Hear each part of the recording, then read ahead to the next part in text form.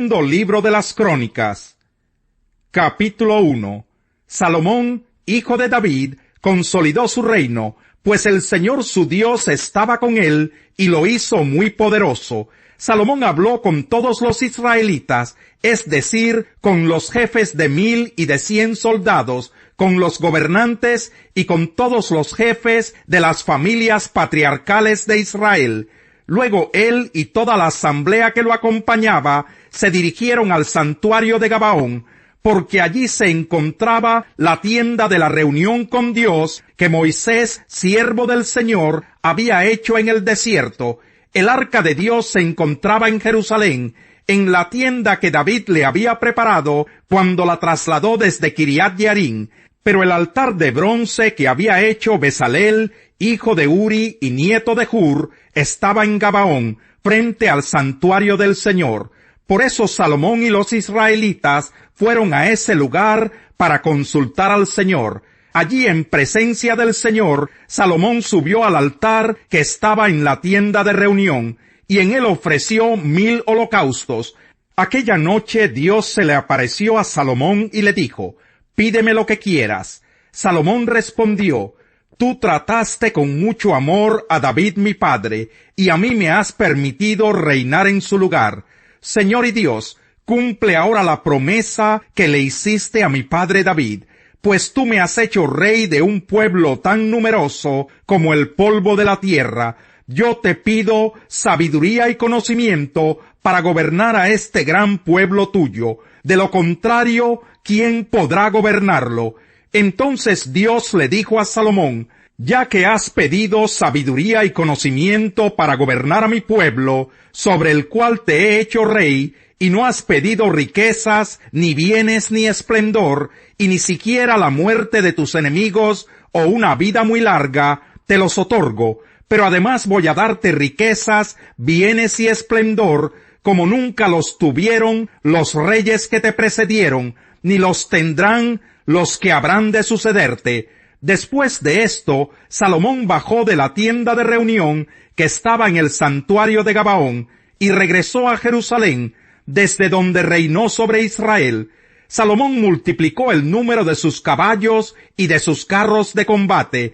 Llegó a tener 1400 carros y 12,000 caballos, los cuales mantenía en las caballerizas y en su palacio de Jerusalén.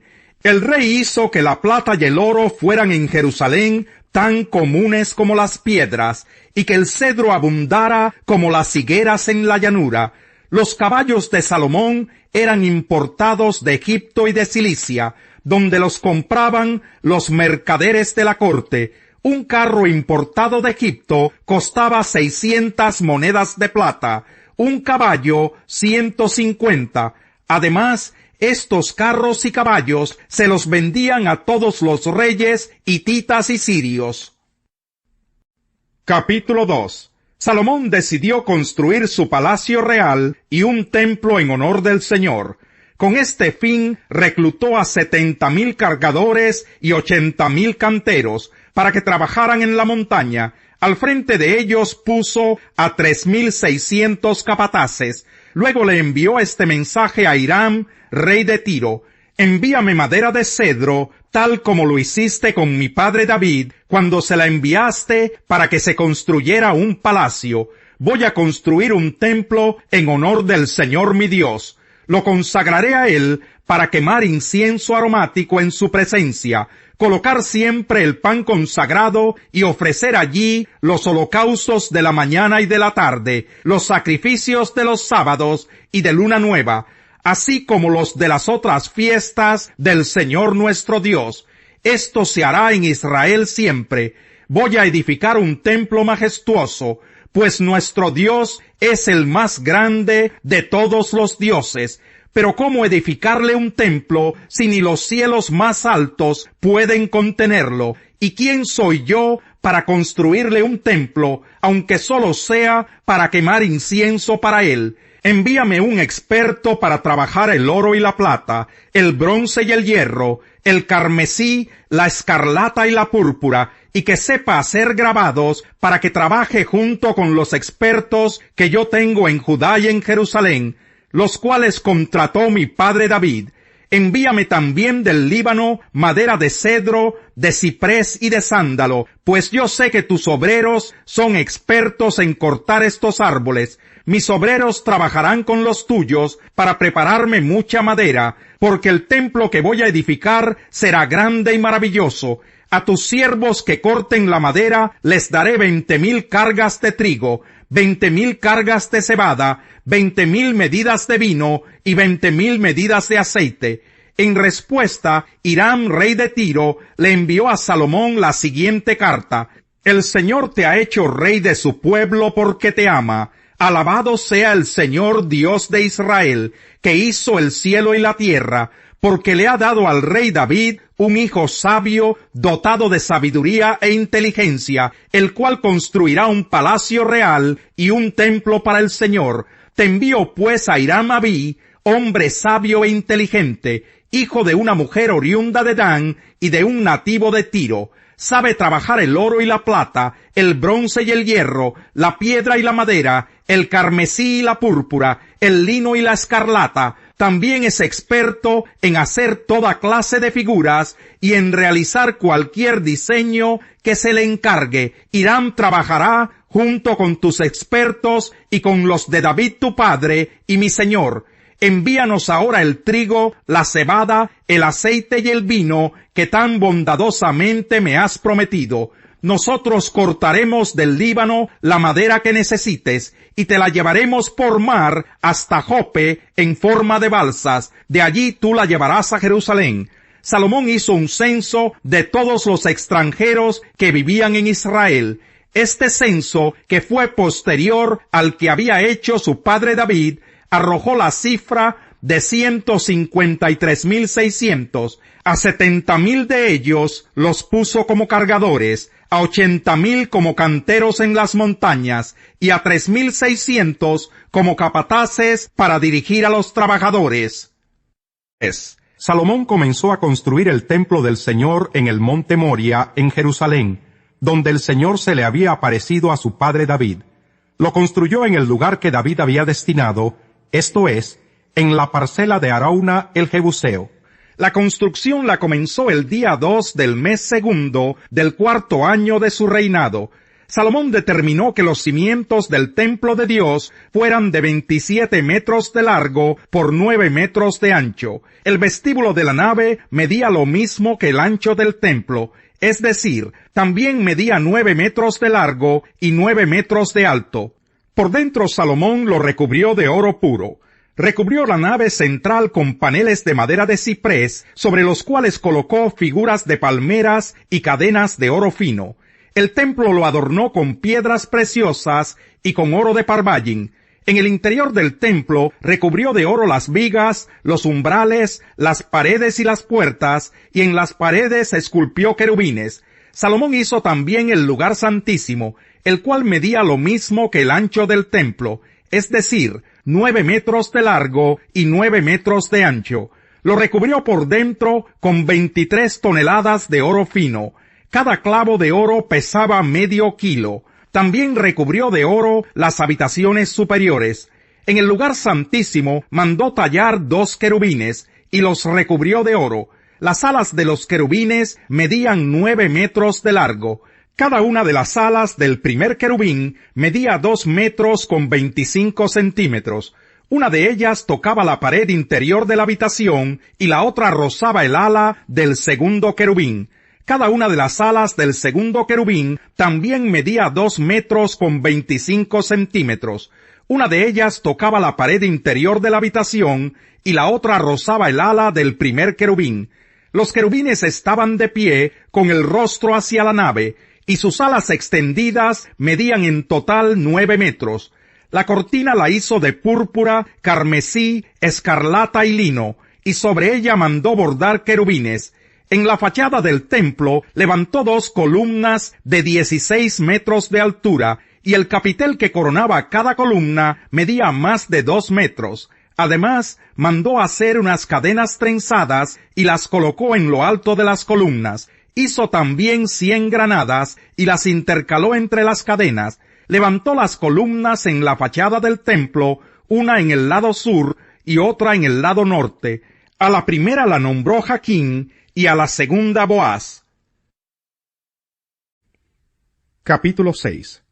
¿Qué concluiremos? ¿Vamos a persistir en el pecado para que la gracia abunde? De ninguna manera. Nosotros que hemos muerto al pecado, ¿cómo podemos seguir viviendo en él?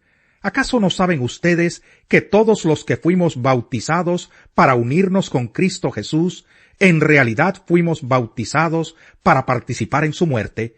Por tanto, mediante el bautismo fuimos sepultados con él en su muerte, a fin de que, así como Cristo resucitó por el poder del Padre, también nosotros llevemos una vida nueva. En efecto, si hemos estado unidos con él en su muerte, sin duda también estaremos unidos con él en su resurrección.